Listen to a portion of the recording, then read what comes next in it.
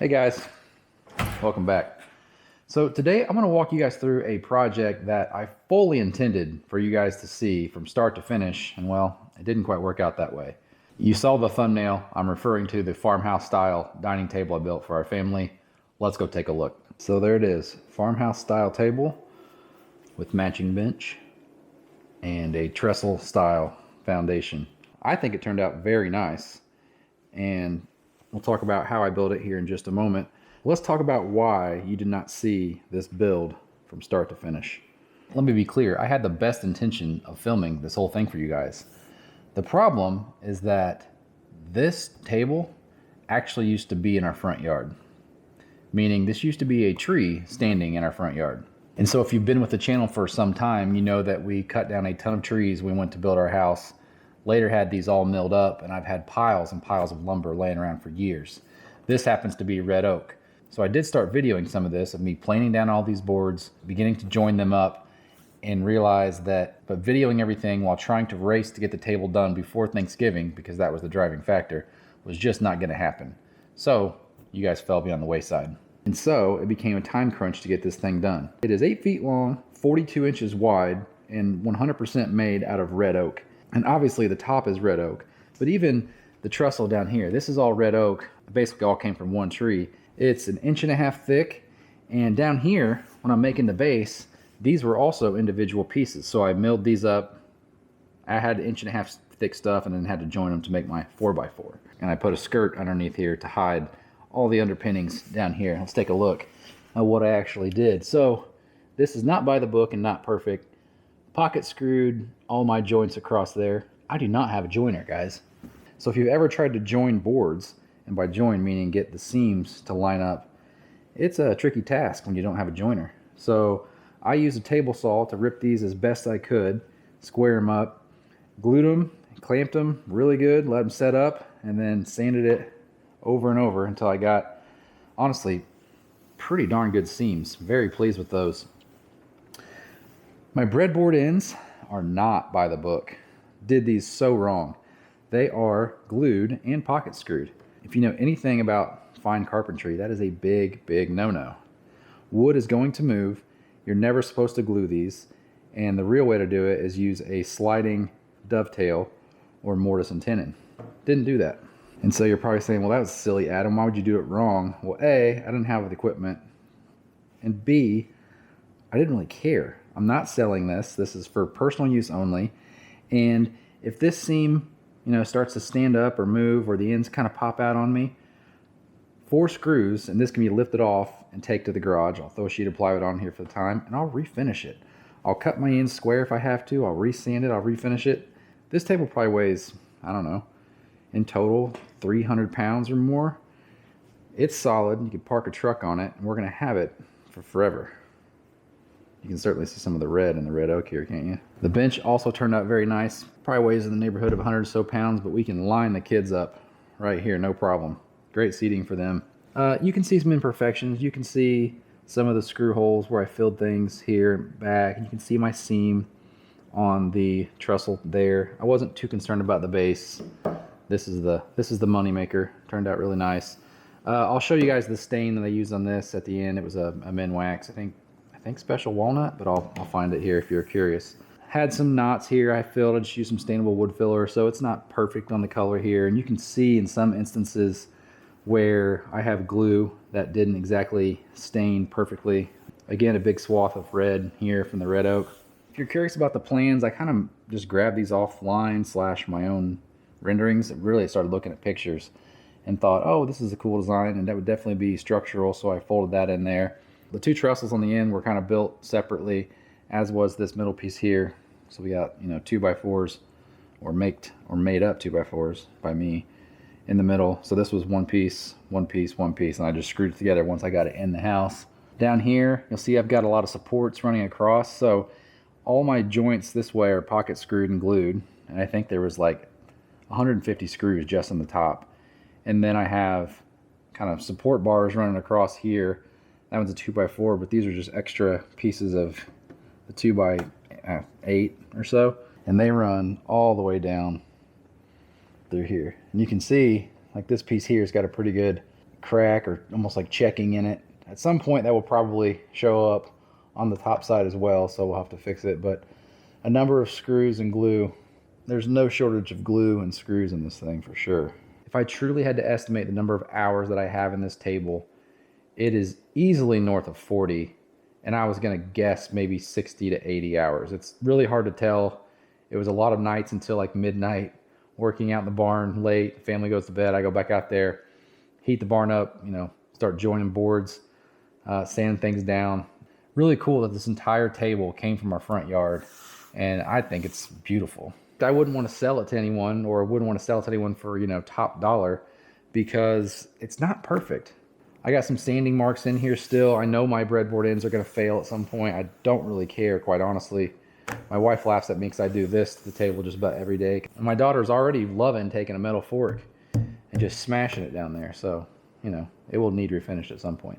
Also, too, you'll notice our chairs don't match. These are the chairs from our old table. The plan is to buy some unfinished furniture. I'm going to paint the frames white and then stain the seat bottom to match the tabletop and the bench. So we basically follow the same schema here with the white bottom and the stained top. One thing we do really like about this bench, which is certainly large enough to accommodate about, I don't know, 6 or 7 small bodies and probably at least 4, if not 5 adults. We have a seating area over here, and so you don't have high chair backs kind of in the midst of all this.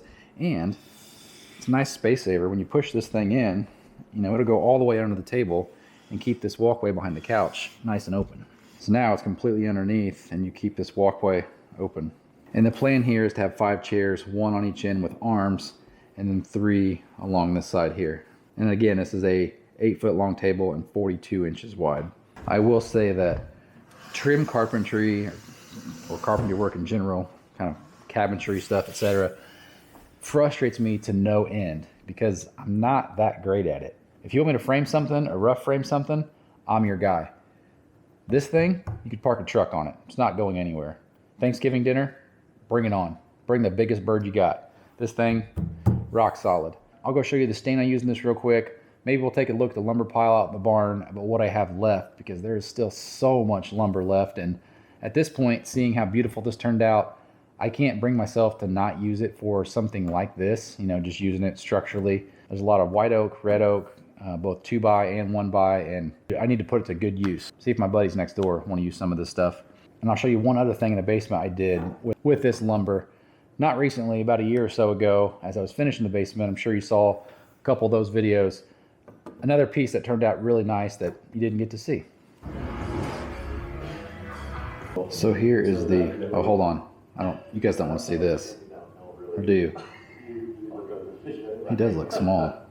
There you go. Anyway, here's what I wanted to show you guys. So this is the exact same red oak, but this is the 1x version, because when you mill stuff up, you get a lot of byproduct, 1x. And I made this shiplap, if you want to call it that, from that same material. I planed it down with a planer, put the shiplap joint on it. I'll show you what that looks like on a scrap piece back here in a moment. And stained it, polyed it, threw it up there. And it turned out really nice. I've been wanting to show you guys these built-ins for a moment now, but these were all plywood and they still need hardware. But I got a quote to build these for like $9 grand, and I've probably got $1,000 in plywood in all these, plus, you know, free back there. Another instance where if you have access to milled up lumber, you can make some pretty cool stuff with some time and effort. A couple extra pieces I had of the shiplap when I made it. I just put a data blade on the table saw and ripped all those so I have my lap joints. And again, squaring these up that were 11 feet long without a joiner, which the joint didn't have to be perfect because it's shiplap, right? You also don't want your gaps getting fatter and smaller. No joiner, not fun, but got it done. And if you happen to like the look of that finish that's out there on the table and behind the TV, there it is. It's the Minwax Special Walnut. I'm standing in the light. There you go. And for my table top coat, I use Minwax polyacrylic. Water-based stuff. Dries pretty quickly. I think you can recoat in 2 hours per. So I did like 5 or 6 coats on my table just because why not? I have kids. And here we are out in the barn. This is the planer I referenced. This is the DeWalt DW735. Anyone who is a professional woodworker or even a semi-professional woodworker will probably poo-poo this, saying it's just a cheap piece of junk. I get that if you're running a high-end wood shop that you probably wouldn't want this in there. But for the average homeowner, this thing's been awesome, and I've run a lot of board feet through it. It'll do boards up to 13 inches wide, which is more than I ever want to do, and it runs off 120. I have an outlet wired up right here. No special wiring for a 240 volt. It's been fantastic. I have not run into anything it can't plane yet. At some point, definitely do a long-term review on this. I just wanted to run a bunch of board feet through it first before I did so. And here is a look at most of the good 2x that I have. Got a lot more out there, but that planer again is amazing. Here's some stuff down here that hasn't been planed at all. You can see just how gnarly it is after sitting and weathering for a while. And here's a piece of oak that's been planed down. What's nice about this is you're getting full dimension 2x on this stuff. So could use it for, construction lumber. Want to build a lean-to out there at some point, but seeing how this stuff does clean up and stain, man, it's hard to think about not using it for, finer furniture.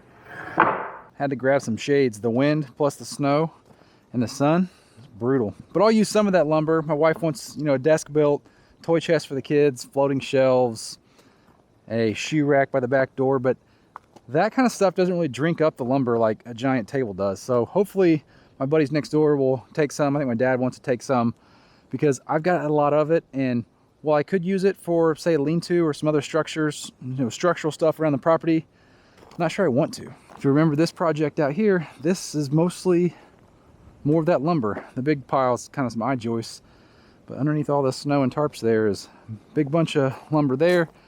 There's more on the back side, as you can see, kind of on that snow mound there, and then those two piles over there in the snow are all 1x as well. So I hope you enjoyed seeing that table I put together. I apologize that you guys didn't get to see it real time, but full-time job, family, life's busy. But more importantly, who wants another update on the pond? I'll get you one here real soon. Comment below if you'd like to see it. I know I just posted one a week or so ago, but this thing changes fast, and the water, man, it's coming. It is not stopping, and we're gonna have a problem on our hands real soon. I just had to show you guys. Look at this water clarity. That is on point.